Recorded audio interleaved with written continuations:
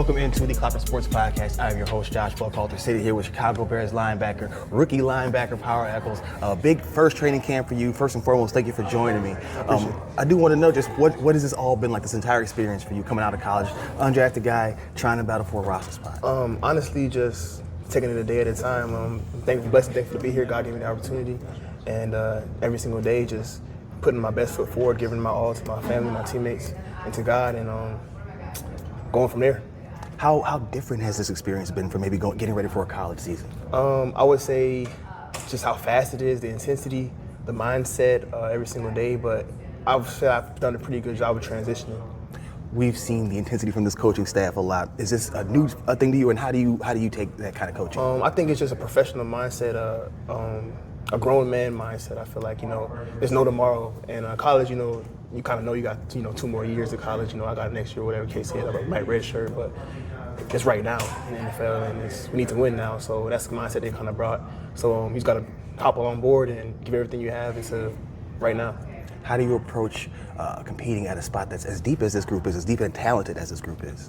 Just going in there with confidence and knowing who I am at the end of the day and why I'm here and why they even gave me the opportunity, knowing that there's a reason why I'm here and to show them why. You did go undrafted. How did that add a chip or add to the fire that you already had to prove yourself? Just my purpose, my passion, and why I play this game, and just furthermore, just show like all the work I've done to get me here. It's not just for me to just get here to get here. I'm going to get here and stay here. What have been your early impressions of veteran guys in your locker room? Tremaine Edmonds first and foremost, but then also T.J. Edwards, a guy who's taken a similar path to get where he is.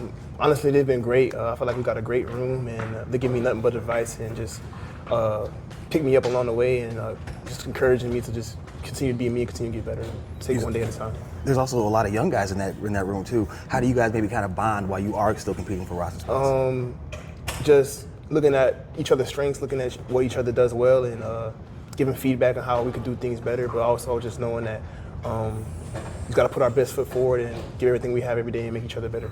I was talking to Noah Sewell, and he commented on your speed and your IQ. What does it mean to have made that kind of impression on a teammate already?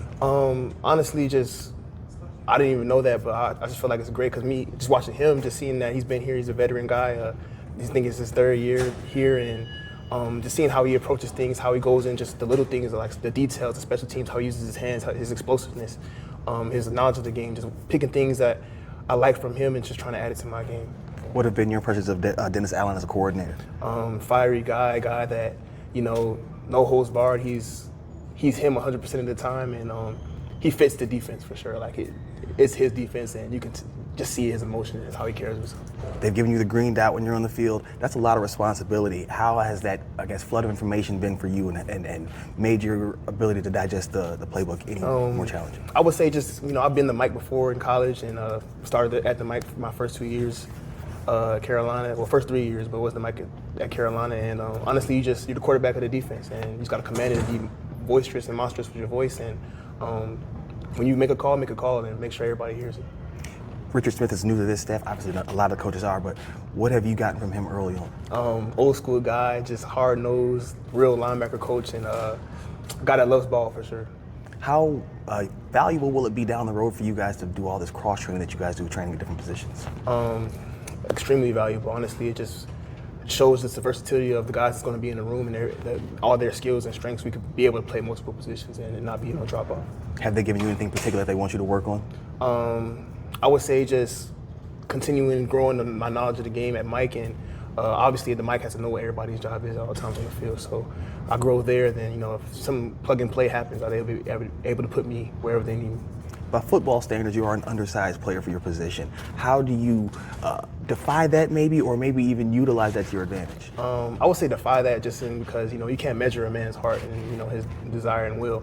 So, football has shown that across the years of this great game that size doesn't define you. You could be no matter what shape or size you are. If you're a ball player, you're a ball player, and you're going to shine no matter what your stature is.